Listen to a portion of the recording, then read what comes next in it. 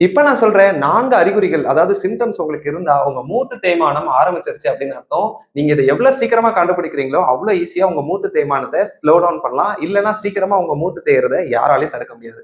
அதுல முதல் அறிகுறி என்ன அப்படின்னா, நம்மளால ஈஸியா படிக்கட்டு ஏற முடியாது. படி ஏறும்போது ரொம்ப கஷ்டப்பட்டு ஏற வேண்டியதா இருக்கும். இது உங்க மசில் வீக்னஸை குறிக்கிற ஒரு முக்கியமான சிம்டம்.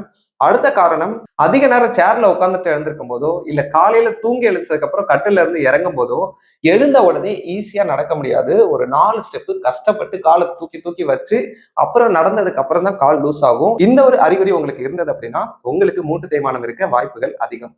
அடுத்த சிம்டம், நீங்க ஈஸியா நடக்க முடியாது. ரொம்ப சாஞ்சு சாஞ்சு காலை வந்து இப்படி சுத்தி சுத்தி எடுத்து போற மாதிரி இருக்கும். நேரா இப்படி எடுத்து வச்சு இப்படி நடக்க முடியாது.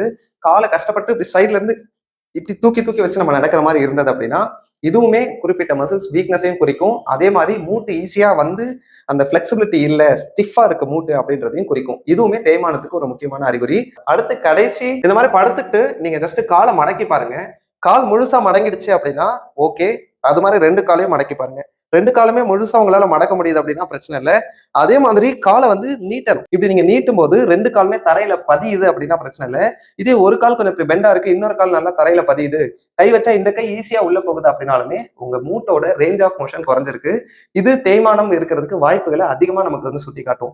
அதே மாதிரி மூட்டுக்குள்ள ஆஸ்டியோஃபைட்ஸ் அதிகமா இருக்கும். அதாவது எக்ஸ்ட்ரா கால்சியம் டெபாசிஷன் ஜாயிண்ட்டை சுத்தி இருக்கும்போது தான் இந்த மாதிரி நம்ம ஈஸியா கால் வந்து நீட்ட முடியாம இல்ல முழுசா பெண்ட் ஆகாம பாதியோட நிக்கிறது, இந்த மாதிரியான விஷயங்கள்லாம் ஏற்படும். இது எல்லாமே தேய்மானத்தோட ஒரு அறிகுறிகள் தான். இந்த மாதிரியான அறிகுறிகள் உங்களுக்கு இருந்தது அப்படின்னா நீங்க இப்பவே சரியான உடற்பயிற்சிகளை பண்ணீங்க அப்படின்னா உங்க மூட்டு மேற்கொண்டு சேதமடையாம தடுக்க முடியும். மூட்டு தேய்மானம் தான் நீங்க கஷ்டப்பட்டு இருக்கீங்க அப்படின்னா மேல தெரியுற இந்த நம்பருக்கு கால் பண்ணி எங்க கிட்ட லைவ் ஆன்லைன் கிளாஸ்ல கலந்துக்கிட்டு நீங்க எக்ஸசைசஸ் கத்துக்கலாம். அப்படியே இல்லைன்னா எங்களோட வெப்சைட் onelastmove.com அப்படின்னு சொல்லக்கூடிய எங்களோட வெப்சைட்ல நீ பெயின் ஃப்ரீடம் பிளான் அப்படின்னு சொல்லி ஒரு எக்ஸசைஸ் கோர்ஸ் கொடுத்திருக்கோம். அதுக்கு 14 days ஃப்ரீ ட்ரையலும் இருக்கு. ஸோ வெப்சைட் குள்ள விசிட் பண்ணுங்க.